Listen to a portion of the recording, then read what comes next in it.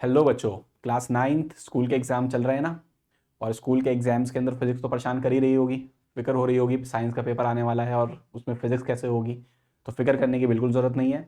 मैं हूँ आपका मौसर और मैं आपको बहुत ही सिंपल तरीके से स्कूल एग्ज़ाम, स्पेशली वीडियो बनाई सिर्फ स्कूल के एग्ज़ाम को ध्यान में रखकर है कि मैं तुम्हें सारे इंपॉर्टेंट कॉन्सेप्ट हर चैप्टर से बता भी दूंगा और अच्छे से करवा देता हूँ। बस यही चीज़ें करके चले आना, स्कूल में अच्छे से तुम पेपर को अटैम्प्ट कर पाओगे। मैंने इसमें सारे चैप्टर्स कवर अप किए हैं और पूरी कवरेज करी है। और इसमें एक्चुअली इसकी मैंने एक पीडीएफ भी बना दी है, ठीक है ना। एक बहुत ही अट्रैक्टिव सी पीडीएफ मिलेगी तुम्हें, जिसके अंदर वहाँ पे तुम्हारे पास जैसे देखो फॉर एग्जांपल इस तरीके से कॉन्सेप्ट्स होंगे लिखे हुए। और इस पेज पे जितने भी कॉन्सेप्ट्स हैं यहाँ पर एक क्लिक हेयर बटन रहेगा उस पीडीएफ में। उस पर जैसे ही तुम क्लिक करोगे तो इसको सारे तुम्हें यही रिकॉर्डेड वीडियो तुम्हें मिल जाएगी। हम आएंगे अब टॉपिक अपने स्पीड की तरफ। क्या बहुत ही बढ़िया टॉपिक है, स्पीड के बारे में बात करेंगे, ठीक है। यहाँ से इस स्लाइड से भी पक्का कुछ ना कुछ आपको मिलेगा। हो सकता है इस स्लाइड को देखने के बाद आपके 3 से 4 नंबर यहाँ से भी बन जाए, मिल जाए। हो सकता है उधर सेगमेंट से कम आ जाए, इधर से ज्यादा आ जाए, ठीक है। तो चलो बात करते हैं सबसे पहले बच्चों, व्हाट इज स्पीड। तो बच्चों स्पीड के बारे में बात करनी है हमें, उसकी यूनिट और उसके टाइप्स। तो स्पीड के बारे में मैं कुछ बहुत लंबा चौड़ा कॉन्सेप्ट नहीं समझा रहा, इस वीडियो का मकसद ही यही है, बस ये सुन के जाओ, पेपर में पास होना है, ठीक है। तो इसको तो सीरीज का नाम रख लो, हमें पास होना है ना। तो ये वीडियो का नाम क्या है, सीरीज का हमें पास होना है, ठीक है। तो व्हाट इज स्पीड। तो स्पीड के बारे में बस एक फॉर्मूला याद रखना है तुम्हें। ये फॉर्मूले से हम डिफाइन कर लेंगे। स्पीड होता है हमारा distance divide by time, distance divide by time, ठीक है sir. Distance divide by time, तो सर इसको कैसे लिख के आएंगे शब्दों में पेपर में, तो मैं बताता हूँ। तो तुम लिखोगे डिस्टेंस डिवाइड बाई टाइम, तो इसको शब्दों में लिखोगे it is ratio of, ratio होता है ना डिवाइड का मतलब, it is ratio of distance to time. ये सबसे सिंपल तरीका है, ratio of distance divided by या टू टाइम, ठीक है सर।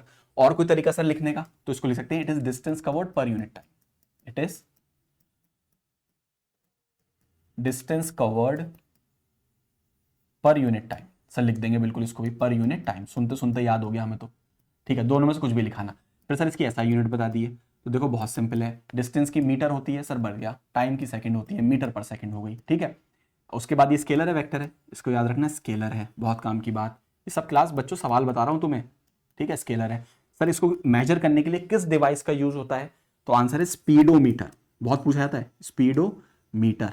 और पीछे जो डिस्टेंस को मेजर करने के लिए किसका यूज होता है, तो डिस्टेंस को मेजर करने के लिए इसका भी पूछा जाता है नाम, डिस्टेंस को मेजर करने में ओडोमीटर, ओडोमीटर, ठीक है। नाम याद रखना, odometer for distance and speedometer for speed. तो सर इसमें हमने स्पीड भी समझ ली, ऐसा यूनिट भी हो गया, टाइप्स और बता दिए। तो टाइप्स के अंदर सुन लो कि टाइप्स में हमारे पास स्पीड के 4 टाइप होते हैं, ठीक है। बस नाम याद रखने। पहला टाइप क्या होता है सर, पहला टाइप होता है हमारे पास एवरेज स्पीड। कौन सी स्पीड होती है, एवरेज स्पीड होती है। सर एवरेज स्पीड का फॉर्मूला ही बता दीजिए। एवरेज स्पीड का फॉर्मूला होता है total distance divide by total time, total distance divide by total time, total time, ठीक है सर, याद रखेंगे बिल्कुल। बच्चों यहां से इंपॉर्टेंट है न्यूमेरिकल आएगा आपका, अभी करवाऊंगा इस पे। यहां से इंपॉर्टेंट है न्यूमेरिकल आता है, ठीक है सर। दूसरी टाइप की स्पीड बता दी है, नाम सुन लेना, घबराना मत। दूसरा होता है speed at a particular time, speed at a time, speed at a time. Sir ये तो अजीब सा लग रहा है, इसका नाम स्पेसिफिक होता है इंस्टेंटेनियस, इंस्टेंटेनियस स्पीड, ठीक है सर। नाम याद रखेंगे, बस नाम याद रखना है। मतलब पूछ ले व्हाट इज इंस्टेंटेनियस स्पीड, एक नंबर में डिफाइन करने में क्या जा रहा है, पूछेगा नहीं, कम पूछते हैं। Instantaneous speed, it is speed at a particular time, it is speed at a time, it is speed at a time, बस इतना, स्पीड एट अ टाइम, ठीक है सर, याद रखेंगे। उसके बाद तीसरे टाइप की होती है यूनिफॉर्म स्पीड। क्या होती है, यूनिफॉर्म स्पीड। और उसके बाद चौथा टाइप होता है, तुम खुद ही सोच सकते हो, चौथा यूनिफॉर्म होगा नॉन यूनिफॉर्म होगा। Sir non uniform speed, non uniform speed. सारे टाइप्स लिखवा दिए मैंने, ठीक है सर। अब इसमें इंपॉर्टेंट क्या है, यहां से आएगा इस पे numerical, highly highly highly important. चलो इस पे न्यूमेरिकल बता देता हूं किस टाइप से पूछेंगे, ठीक है बच्चों। यहां तक समझ में आ रहा है बहुत अच्छे से, देखो स्मूथली वीडियो चल रही है। बहुत अच्छे से पेन कॉपी साथ लेके बैठो और फटाफट लिखते जाओ जो जो मैं बोल रहा हूँ, जो मैं तुम्हें डेफिनेशन भी डिक्टेट कर रहा हूँ ना, लिखते रहना, ठीक है। लिख के करोगे याद, जल्दी याद होगा, देर तक याद रहेगा, पेपर तक, है ना। तो अब हम नेक्स्ट चलेंगे, इसमें न्यूमेरिकल कैसे पूछेगा। देखो पहला न्यूमेरिकल कैसे पूछ सकता है, वो बोलेगा हमारे पास एक कार है या एक ऑब्जेक्ट है या कोई एक पर्सन है, a person, a car, an object, कुछ भी वर्ड यूज कर लेगा। और फिर वो बोलेगा वो एक जगह से ए से बी कितना डिस्टेंस गया, 20 मीटर, ठीक है सर। 20 मीटर गया, लैंग्वेज में समझ में आ रहा है हमें। और वो स्पीड से गया, दैट इज 5 मीटर पर सेकेंड से, ठीक है सर। फिर वो बी से सी गया, ठीक है सर। और बी से सी डिस्टेंस गया 40 मीटर, ठीक है सर, और वो स्पीड उसने यूज करी इसमें, दैट इज 10 मीटर पर सेकंड से गया, ठीक है सर, 10 मीटर पर सेकंड से चला गया, ठीक है सर, बात समझ में आ रही है। तो इसमें पूछेगा एवरेज स्पीड निकालो, इस पूरे प्रोसेस की, इस पूरे जर्नी की, इस टोटल लेंथ की क्या निकालनी है हमें, एवरेज स्पीड। तो क्या हम इसकी एवरेज स्पीड निकाल सकते हैं सर, बिल्कुल निकाल सकते हैं। सॉल्यूशन देखो, देखो मैंने तुम्हें बताया था एक वीडियो पहले भी कि अगर तुम्हें फिजिक्स के स्ट्रॉन्ग न्यूमेरिकल करने हैं तो आओ मेरे साथ जुड़ जाओ, मैं तुम्हें बताऊंगा कैसे करने हैं, जिसमें स्टेप नंबर 1 हमें करना है कि जब भी वर्ड में लिखा होगा न्यूमेरिकल, उसको डायग्राम में कन्वर्ट करना है इस तरीके से। वर्ड के बाद हमें उस डायग्राम के अंदर वो लिखनी है वैल्यूज जो गिवन है, और गिवन के बाद उनकी यूनिट्स चेक करनी है। देखो सब यूनिट एस उसमें एसआई में है या नहीं है, देखो सब एसआई में। यूनिट चेक करने के बाद फॉर्मूला लगाना है। तो step number 4 formula, average speed का फॉर्मूला अपना होता है, चलो स्क्रीन को स्टॉप करके अपने आप करो अगर कर सकते हो, नहीं तो मुझे फॉलो करो। Total distance divide by total time. तो तुम ऐसा कर सकते हो, स्क्रीन को स्टॉप करके सवाल करना, फिर आगे स्टार्ट करके देख लेना आंसर क्या आ रहा है। टोटल डिस्टेंस क्या होगा, 20 + 40 लिख देंगे, 20 + 40 सर, कोई दिक्कत नहीं। टाइम हमें मालूम नहीं, तो पहला टाइम T1 मान लेंगे, दूसरा टाइम T2। सर ये T1 T2 कौन है, तो मतलब यहां से यहां तक का टाइम T1 लगा और यहां से यहां तक का टाइम T2 लगा, ये हम फाइंड कर लेंगे। तो सर बिल्कुल करेंगे, क्या दिक्कत है।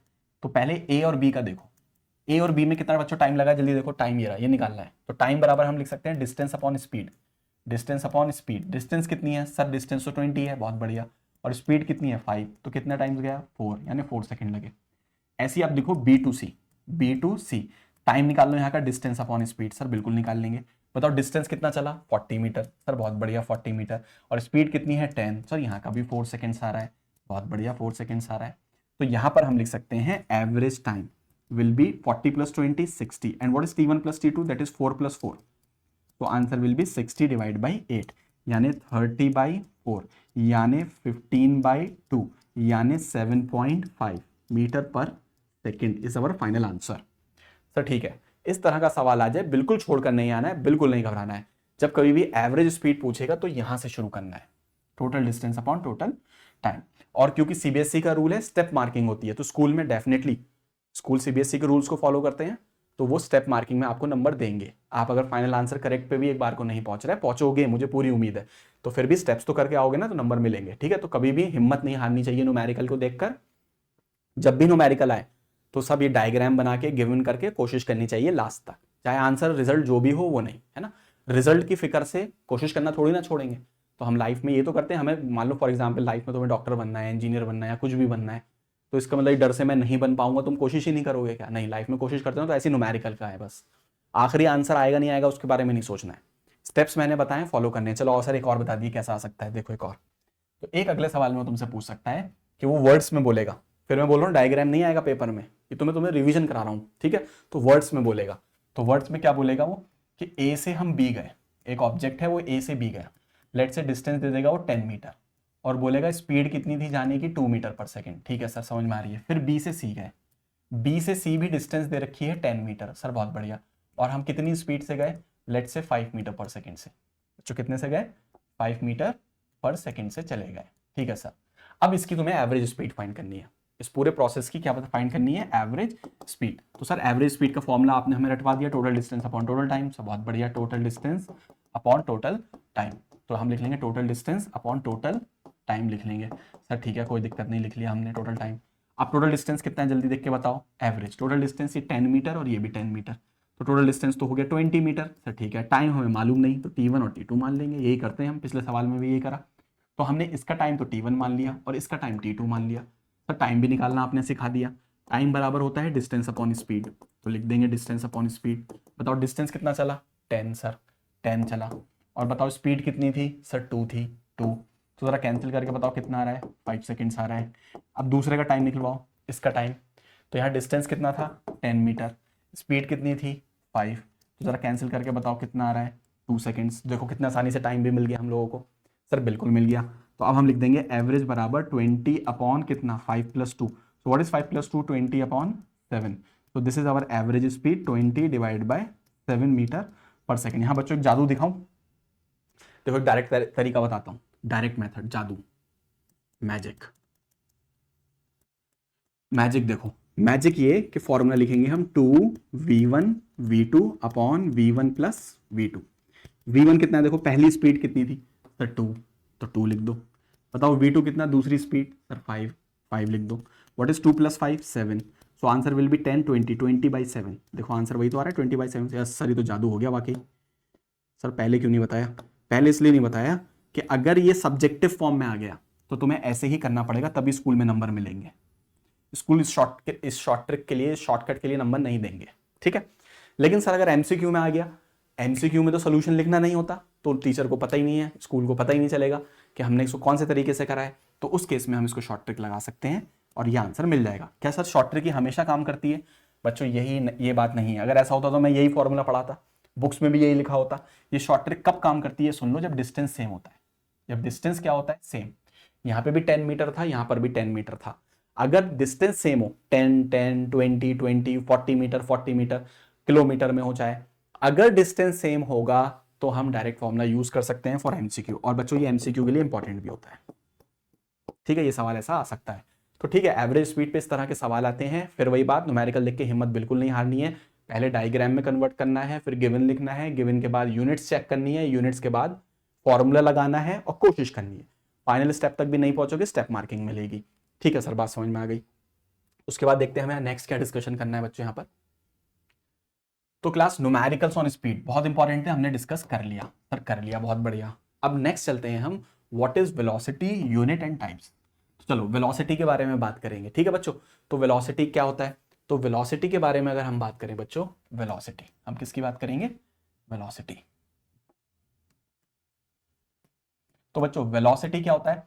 तो बच्चों स्पीड में क्या था? Distance upon time. स्पीड में क्या था? Distance upon time. तो वेलोसिटी में होगा डिस्प्लेसमेंट अपॉन टाइम। क्या होगा? Displacement upon time. तो हमें यहाँ पे याद रखना है कि वेलोसिटी को सबसे पहले ऐसे लिखना सीख लो। वेलोसिटी होता है हमारा डिस्प्लेसमेंट, डिस्प्लेसमेंट अपॉन में क्या होगा? टाइम होगा, ठीक है।